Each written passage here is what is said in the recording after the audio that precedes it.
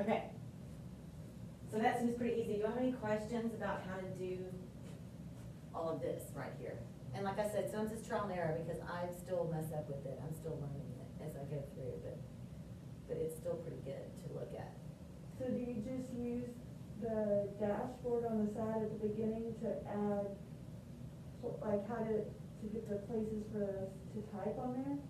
Well, when I'm using it in presentation form, but I think when you're doing the presentation, you can I add mean, when the you're slides. setting it up. Yeah, yeah.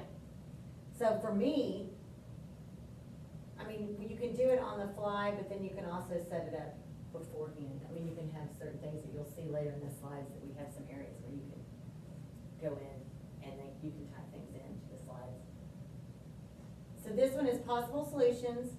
So these are just kind of like after they went through all the different scenarios, this is just a slide to kind of say, hey, this is kind of some possible solutions to solve the problems or to get through the situations for situation 1, 2, and 3. And you can also look at this and students can say, hey, was I close to the solution? You know, a lot of the times they've mentioned most of these anyway, when we're going through these, they mentioned about covering the body with mud. Unless they looked ahead at anything, then they may have already seen it, and hopefully they didn't. But y'all said some of those too, so that was good. Okay. So, in this situation right here, we're looking at, of course, the document-based questioning, which y'all are familiar with. We have the background essay and then the class discussion. And so we did provide paper copies of the background essay just for reading because it is a full page. But read through the background essay and think about the following questions. And so when they're looking through the background essay, they need to think about these 6 different questions. And and so here's the DBQ, Kabay-Savaka, how did he survive? That's our big question, our documents. And so then we have what we just went through here on our pear deck, but then we have this so they can read it online too. But if you do need to provide paper copies, even though we're not really doing that, sometimes it's helpful for students to be able to have something in their hands, because I like to have that too myself. But they'll read the background essay here and answer those questions, and y'all can give them some wait time. They can talk about it in their group. They can write it down as a group on their form for later, because they're going to be having to have to write a written response. So they're going to need to have some information. The next slide is the source. We're going to have source A, B, C, and D, so you can put your sources in here. In your Google Slides, like I said, it's just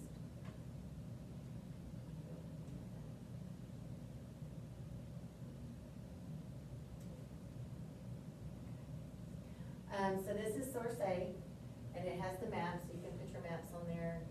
Source A class discussion questions. So on the DBQ, you have your questions at the bottom, so they'll be able to answer these as well.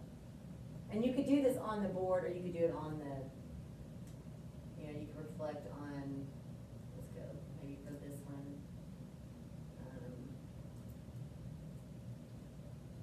You could do,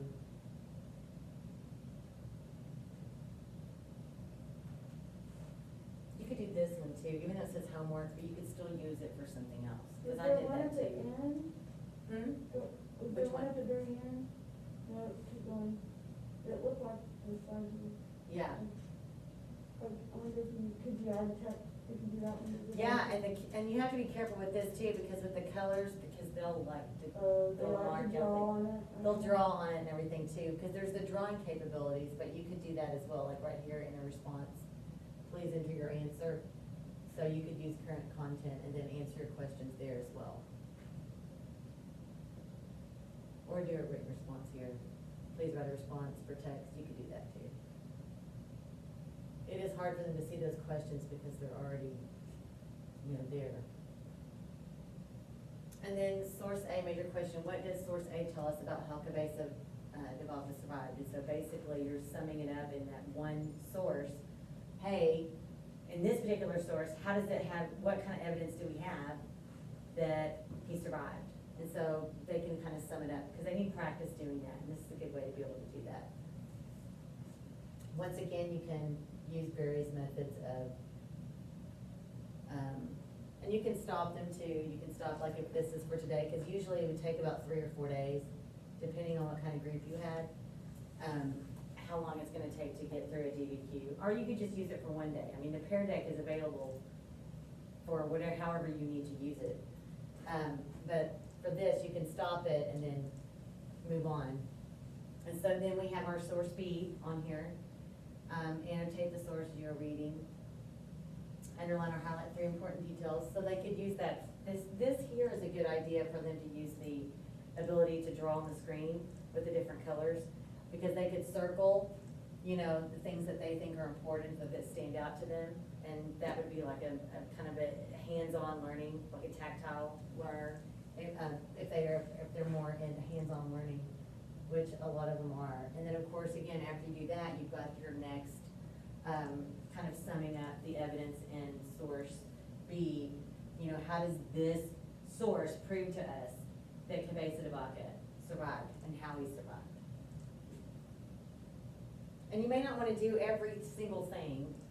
I mean, you don't want him to be going on and having to, you know, you want him to respond to the critical points that you want them to get, that's gonna be able to have them have that writing response, right?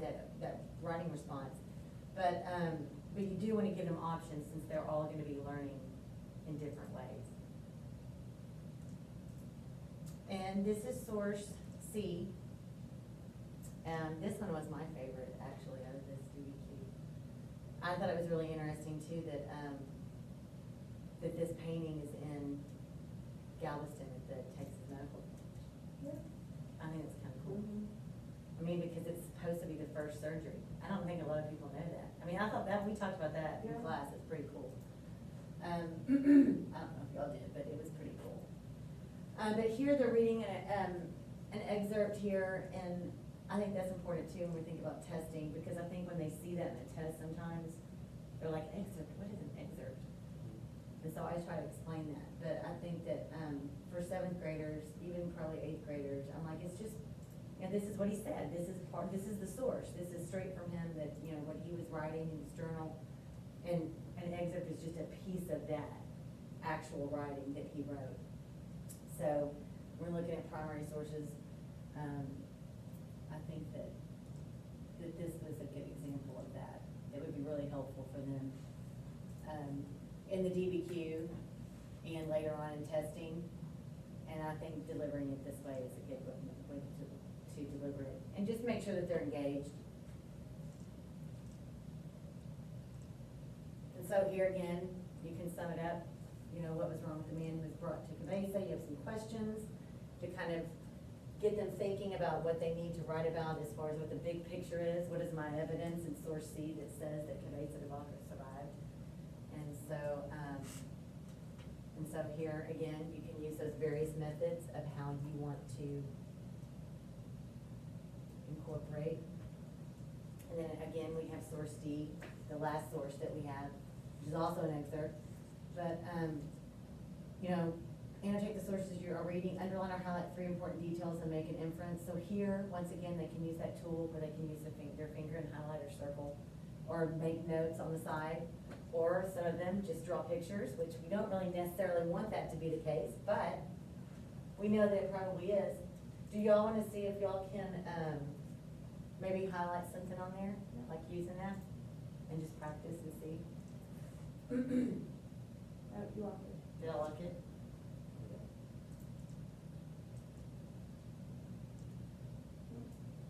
I don't know if it'll show up there or not. It might just show up on yours. Students draw anywhere on this slide.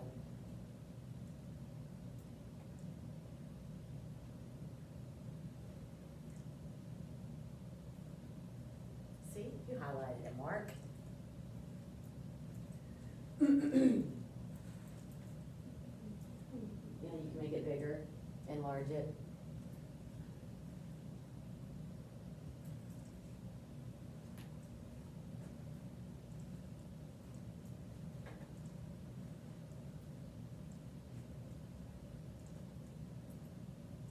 I do think this is a pretty creative source.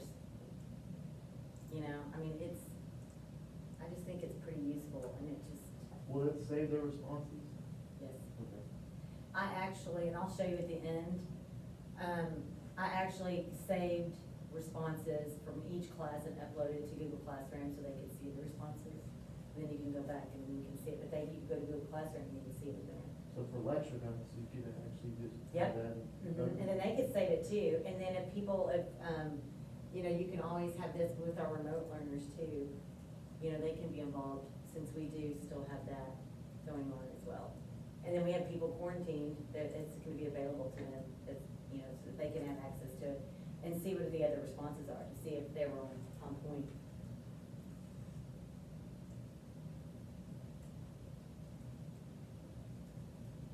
As much as I like paper and having these DBQs where they're looking at it and writing on it, at least they can't lose this one. You know, if they're writing on the paper, Yeah. but at least if they have it in this kind of format, even though it's Google Slides, it's not just a Google Slides, it's Google Slides with interaction.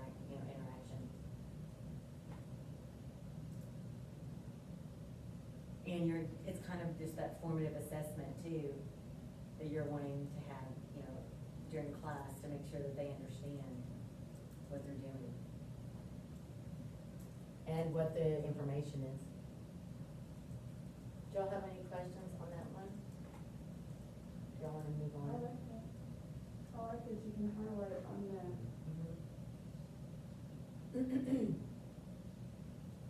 So here again, you can put your questions up there, we're on the DBQ, because basically the DBQ, you're just putting it on here in the question format. And then, what does source D tell us about how can we survive with spies? We're using that response. And then here, it's, you can classify, list which source will be used with each bucket, draw the letter in the box. Not necessarily we're using the bucket system, which most districts I go into, we don't really use the buckets. But, right here, they can choose what sources that they wanna write about in their response, when they have to do their writing. So they can choose, okay, what evidence am I going, you know, what evidence am I gonna use? Which source is gonna be the best for me, for the way that I'm gonna be writing. But this is a way for them to kind of chunk it out. And you could do this with science, you could do this with math, you could do this with language arts. So, I mean, it could be useful as far as the formats that it has that you can use.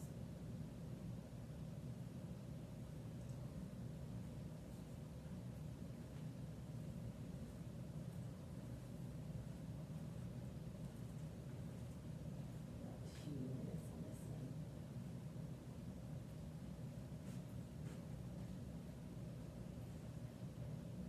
I do know that when I did do this, when I was looking this up, from all my classes, I would go down at the classifying notes at the bottom, and like when we were doing at the beginning on the hook, that I just kind of put down their group leader, and then I put down their response, what they chose. And so I did that for every class, and so that was documented for me, you know, all through each class period at the bottom, where I knew how they responded. I mean, if you wanted to use that for something, that's fine, or like I said, if someone's quarantined or someone's at home, remote, then they might, you know, be able to still at least have some access, because it's still on there from several weeks ago, actually.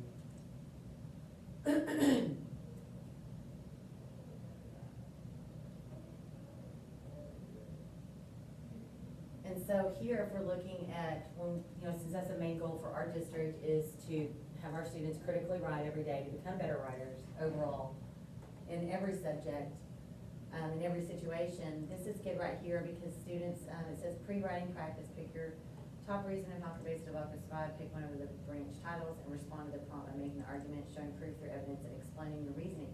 So here's an opportunity for them to kind of say, okay, what's my claim? What's my argument gonna be? What do I believe to be true about Cabeza de Vaca? And then they have their evidence. They can use some of their sources and just kind of use those when they were summing everything up.